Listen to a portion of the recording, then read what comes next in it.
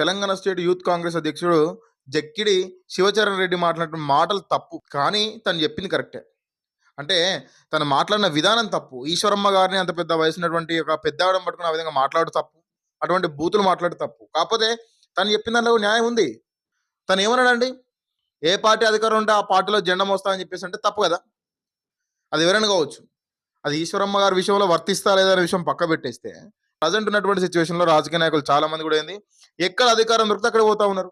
పార్టీతోని, party సిద్ధాంతాలతోని, party అధినేతలతోని సంబంధం లేదిగ.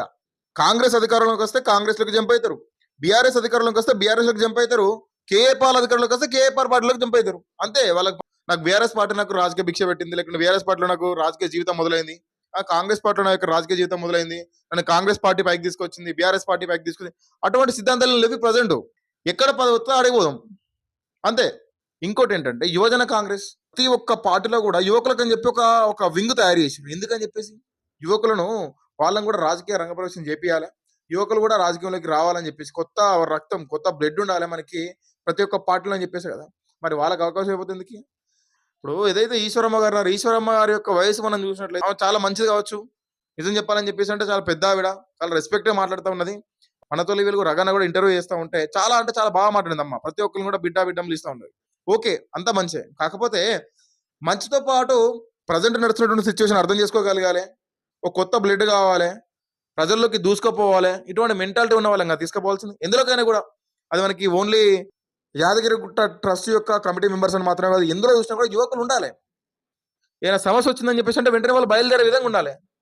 ఆవిడకి దాదాపు 70 ఇయర్స్ ప్లస్ ఉన్నట్టుంది. ఇంకా ఎందుకమ్మా మరి రాజకీయాలుగా?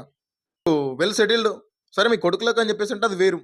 మీ కొడుకులు అని చెప్పేసి అంటే వాళ్ళు రాజకీయాలు దింపండి. రాజకీయ రంగప్రవేశం చేపియండి. అందరూ కూడా రాజకీయాల్లో రావాలి. అంతేగాని ఎంత వయసు వచ్చినా కూడా ఏమైనా కూడా మేము మళ్ళీ ఇంకా రాజకీయాల్లో ఉండాలని చెప్పేసి అంటే కొత్త వాళ్ళకు అవకాశాలు రావాలి కదా! సో ఆ విషయం గురించి కూడా కొద్దిగా ఆలోచించాలని చెప్పేసి నా విజ్ఞప్తి. శివచరణ్ రెడ్డి చేసింది తప్పు. 100% తప్పే. తనకి పార్టీ మీద ఖచ్చితంగా సస్పెన్షన్ వేయాల్సిందే. అది అటు గౌడ్స్‌ని తిట్టిండు, ఇటు యాదవులను తిట్టిండు, ఇటు బీసీ వాళ్ళని తిట్టిండు, చాలా మందిని తిట్టిండు. చాలా మందిని తిట్టాడు.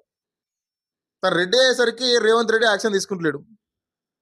అది ప్రజలందరూ చూస్తూ ఉన్నారు. ఇవన్నీ మనం ఇప్పుడు ఏం కూడా అనవసరం లేదు. ఎందుకంటే ఈ ఎఫెక్ట్స్ అన్నీ కూడా మనకి ఎప్పుడు పడతాయి? ఎలక్షన్ టైంలో పడతాయి. మనం వదిలిపెట్టినా అపోజిషన్ వదిలిపెడతదా? వదిలిపెట్టదు. ఆ రోజు శివచరణ్ రెడ్డి మాట్లాడితే కాంగ్రెస్ నాయకులు రేవంత్ రెడ్డి యాక్షన్ తీసుకోవాలి. ఎందుకు రెడ్డి అని చెప్పేసి అని బీఆర్ఎస్ వాళ్ళు చెప్తారు. బీజేపీ వాళ్ళు చెప్తారు. కేఏ పాల్ కూడా చెప్తారు. అందరూ చెప్తారు.